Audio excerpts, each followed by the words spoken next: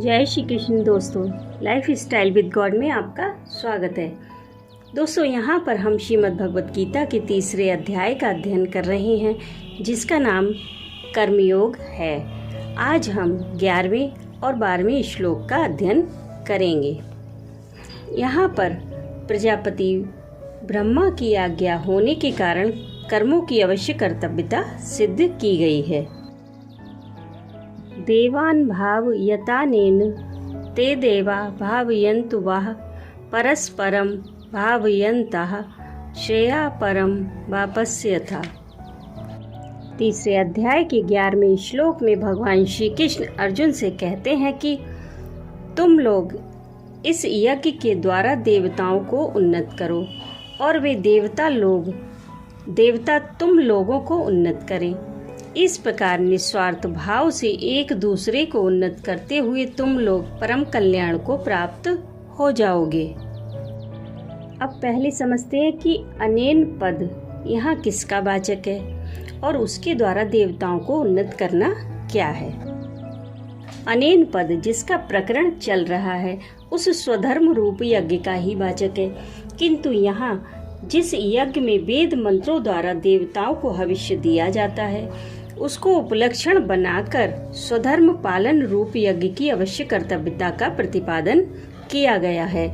इसलिए उपलक्षण रूप से इसे हवन रूप यज्ञ का ही वाचक समझना चाहिए और उस हवन रूप यज्ञ के द्वारा देवताओं को हवि पहुंचाकर पुष्ट करना एवं उनकी आवश्यकताओं की पूर्ति करना ही उनको उन्नत करना है, ऐसा समझना चाहिए। एवं यहाँ वर्णन उपलक्षण के रूप में होने के कारण यज्ञ का अर्थ स्वधर्म समझकर अपने अपने वर्णाश्रम के अनुसार कर्तव्य पालन के द्वारा प्रत्येक ऋषि, पितर, भूत, प्रेत, मनुष्य, पशु, पक्षी आदि सभी प्राणियों को सुख पहुंचाना, उनकी उन्नति करना भी इसी के अंतर्गत समझना चाहिए। वे देवता लोग तुम लोगों की उन्नति करें।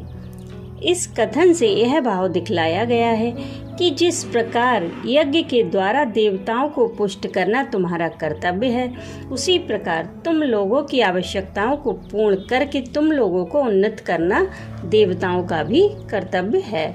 इसलिए उनको भी मेरा यही उपदेश है कि वे अपने कर्तव्य का पालन करते रहें। निस्वार्थ भाव से एक दूसरे की उन्नति करते हुए तुम लोग परम कल्याण को प्राप्त हो जाओगे।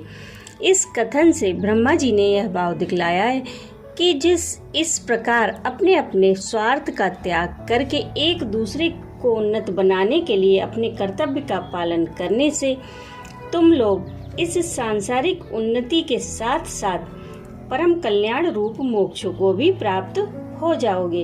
अभिप्राय यह है कि यहाँ देवताओं के लिए तो ब्रह्मा जी का यह आदेश है कि मनुष्य यदि तुम लोगों की सेवा, पूजा, यज्ञ आदि ना भी करे तो भी तुम कर्तव्य समझकर उनकी उन्नति करो। और मनुष्यों के प्रति यह आदेश है कि देवताओं की उन्नति और पुष्टि के लिए ही स्वार्थ त्याग पूर्वक देवताओं की सेवा, पूजा, यज्ञ आदि कर्म करो। इसके सिवा अन्य ऋषि, पितर, मनुष्य, पशु, पक्षी, कीट, पतंग आदि को भी निस्वार्थ भाव से स्वधर्म पालन के द्वारा सुख पहुंचाओ। इष्टान भोगान हि वो देवा दास्यन्ते यज्ञ भाविताः तैर्दत्तान् प्रदायेभ्यो यो भुङ्क्तेस्तेन एव सा। तीसरे अध्याय के 12वें श्लोक में भगवान श्री कृष्ण अर्जुन से कहते हैं कि यज्ञ के द्वारा बढ़ाए हुए देवता तुम लोगों को बिना मांगे ही इच्छित भोग निश्चित ही देते रहेंगे। इस प्रकार उन देवताओं के द्वारा दिए हुए भोगों को जो पुरुष उनको बिना दिए स्वयं भोगता है वह चोर ही है। यज्ञ के द्वारा बढ़ाए हुए देवता तुम लोगों को इच्छित भोग निश्चित ही देते रहेंगे। इस वाक्य से भगवान ने यह भाव दिखलाया है कि तुम लोगों को अपना कर्तव्य पालन करते रहना चाहिए। फिर तुम लोगों से यज्ञ के द्वारा बढ़ाए हुए देवता लोग तुमको सदा सर्वदा सुख भोग और जीवन निर्वाह के लिए आवश्यक पदार्थ देते रहेंगे। इसमें संदेह की बात नहीं है, क्योंकि वे लोग अपना कर्तव्य पालन करने के लिए बाध्य हैं। उनके द्वारा दिए हुए भोगों को जो मनुष्य उनको दिए बिना ही भोगता है, वह चोर ही है।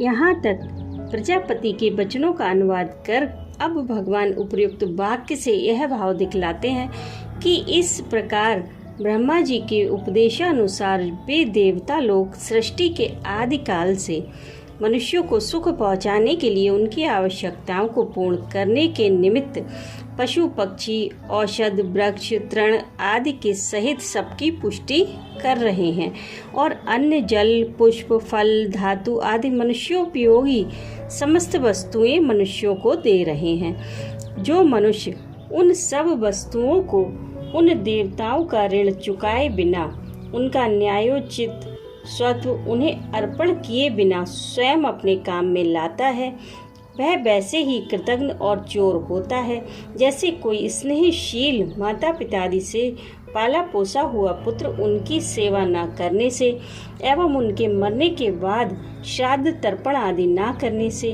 किसी के द्वारा उपकार पाया हुआ मनुष्य यथासाध्य प्रत्युपकार न करने से, अथवा कोई दत्तक पुत्र पिता के द्वारा प्राप्त संपत्ति का उपभोग करके माता पिता की सेवा न करने से कृतघ्न और चोर होता है।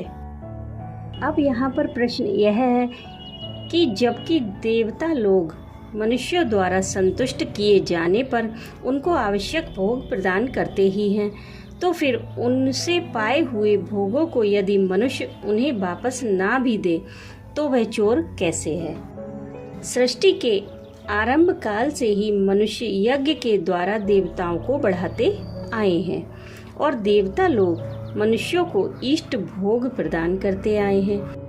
इस परंपरागत आदान प्रदान में जिन मनुष्यों ने पहले यज्ञादि के द्वारा देवताओं को बढ़ाया है और जो बढ़ा रहे हैं, वे तो चोर नहीं हैं, परंतु दूसरे मनुष्यों के द्वारा बढ़ाए हुए देवताओं से इष्ट भोग प्राप्त करके जो उनके लिए यज्ञादि कर्म नहीं करता, उसको चोर बतलाना उचित ही है।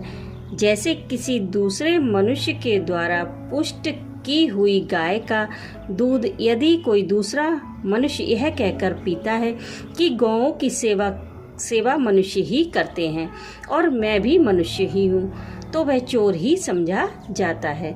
वैसे ही दूसरे मनुष्यों के द्वारा बढ़ाए हुए देवताओं से भोग प्राप्त करके उनको बिना दिए ही भोगने वाला मनुष्य चोर ही माना जाता है। राधे राधे।